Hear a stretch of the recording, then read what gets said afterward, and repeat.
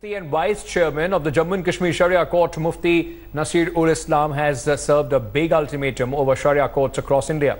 The Mufti has said if the government can't ensure separate religious courts for crores of Muslims, then time has come for another 1947-like partition. The Mufti has also told BJP that it cannot stop Muslims from their religious practices and beliefs. The Mufti has echoed the pitch by All India Muslim Personal Law Board, the highest decision-making body of the Muslim affairs. The Muslim Board's demand for separate Sharia courts has also been endorsed by AIMIM Chief Asaduddin Owaisi. BJP has an agenda, and their agenda is anti-Muslim. Their concern is not Muslim. Their concern is vote bank politics.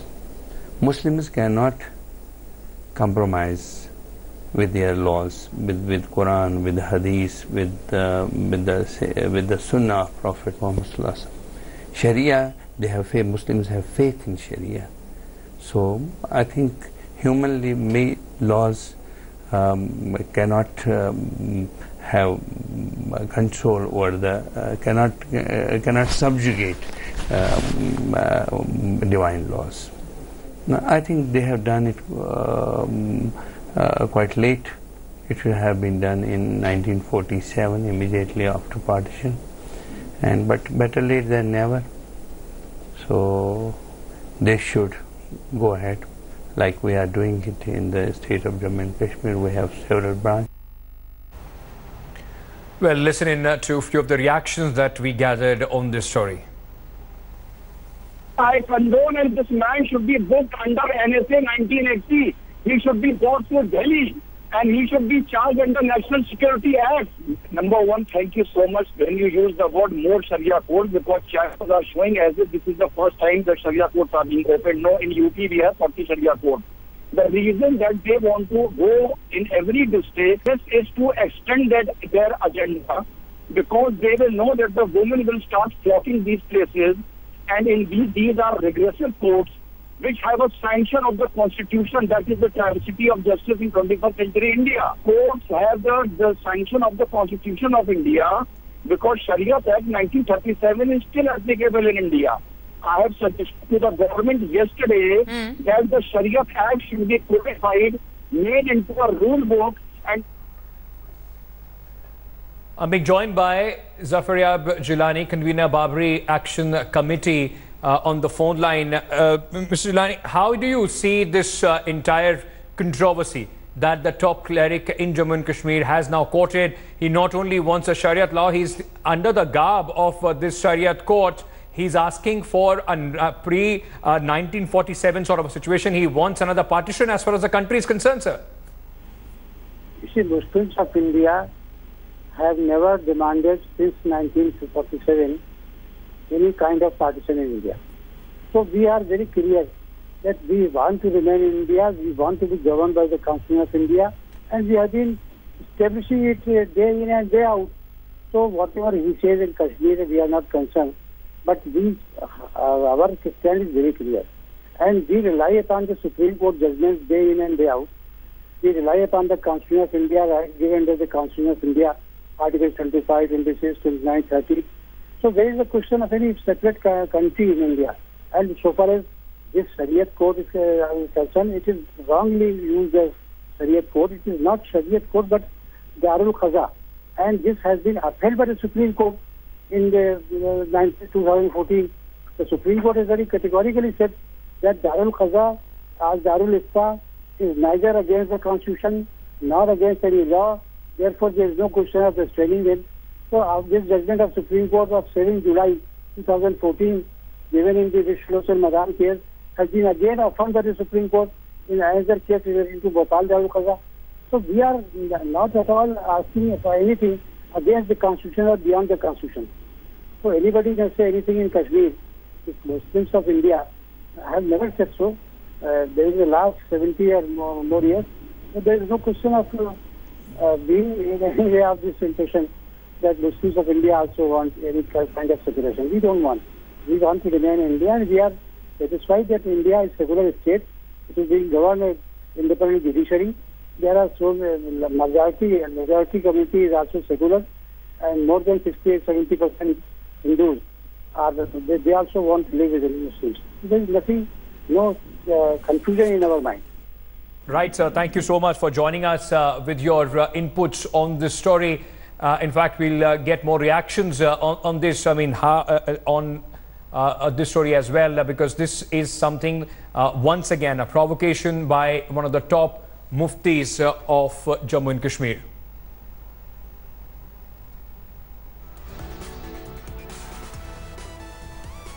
Let me go across to GD Bakshi, Major General GD Bakshi, who is on the phone line with us on this. General Bakshi, how do you see this provocation coming in from the Jammu and Kashmir cleric? The garb this time is the Sharia courts. He's saying either give us the courts or we demand a separate nation. Look, this gentleman has been habitually making such provocative statements. The Grand Mufti is known for his support for sedition. And I'm amazed as to why the law of the land is not made operative against him.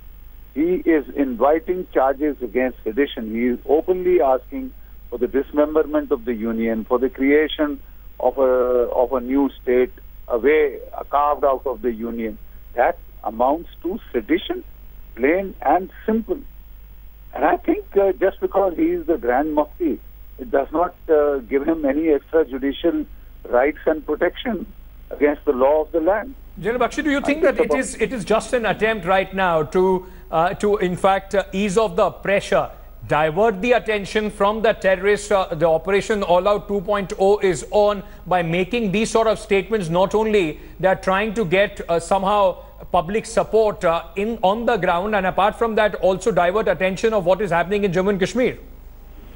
Look, in Jammu and Kashmir, the security forces have been unchained, and they are now carrying out their offensive which they had started against the 200-odd terrorists who are there. The PDP was trying to magnify these 200 terrorists into some kind of a major disaster. The simple fact is, when I was serving in J&K 2000 to 2005, there were approximately 4,000 armed terrorists. We have brought down that number down to just 200 by constant attrition, by neutralization, by fencing the line of control. The number has come down to just 200. So in itself, that is not such a major military problem. The problem is that from 2008, the ISI has tried to transform the struggle into a Palestinian-style intifada, where about 15 to 20,000 stone pelters are now the main foot soldiers of this new jihad. There is nothing political about it. It is purely communal rabble-rousing. It is purely communal bloodletting. They have ethnically cleansed 450,000 Kashmiri Pandits who are not being allowed to come back. Their entire motivation is communal, rabidly communal. They want to establish a caliphate, and they want to get the ISIS to take roots in Jammu and Kashmir. I'm afraid the PDP government connived with this so thoroughly that today they have created a disaster of a situation which the security forces are now struggling to bring back on road. Thank you so much, General Bakshi, for joining us on the broadcast and giving us your view. But this is, of course, now has just started a big debate as far as the Sharia law versus the democracy is concerned. The Muslim scholars have been saying that this is nothing beyond what they already have, and there is, of course, a big voice who those who have been saying that this is another attempt at trying to Islamize the entire country. In fact, let me go across to Ashraf Wani, who is joining us for more on this story. Ashraf, how has the reaction of this statement been in Jammu and Kashmir? In the mainland, this has been taken as an open attempt at sedition. Ankit, basically the situation in the Jammu and Kashmir and other parts of the country is different. You know, and I know that the maximum population in the Jammu and Kashmir state is Muslims, and why this Grand Mufti is so visible in the Jammu and Kashmir state is that he runs the Shariat Adalat here in the Jammu and Kashmir in Srinagar, and most of the people in the Kashmir Valley prefer to settle their disputes in the Sharia court, which is run by his father and this Grand Grand Mufti, Mufti Nasir Islam. And now he has not first time said that. He just wants us to what the discussion is going on across the country about the Sharia boards and now extending them to the different districts of the country. In his statement, he supported it, that it should be, it should dead, and also what he extended, as you said, that if the government is not ready to support these kind of courts in the country, then they should give the alternate to the crores of Muslims living in the country. But probably he may have told this statement or said this statement in the state, taking the advantage of the power he is getting in the state, as well as he is being supported by the governments, frequent governments in the state. Now it is the governor rule. But interesting would be to see whether the state government will initiate any action about his statement. That seems very grim, that no action will be initiated, because earlier also the Mufti came with the same kind of suggestion where he said that Muslims of the India should opt for the separate nation within the country. So these are the statements probably being seen as a kind of a publicity stunt by the Grand Mufti of the state, and just extending and expanding the discussion is going on currently in the country. Right. Thank you so much, Ashraf, for joining us with all those details. This discussion which is going on in the country, as Ashraf was saying, but can this be taken towards a route of separate nation, towards sedition? Thanks for watching the video.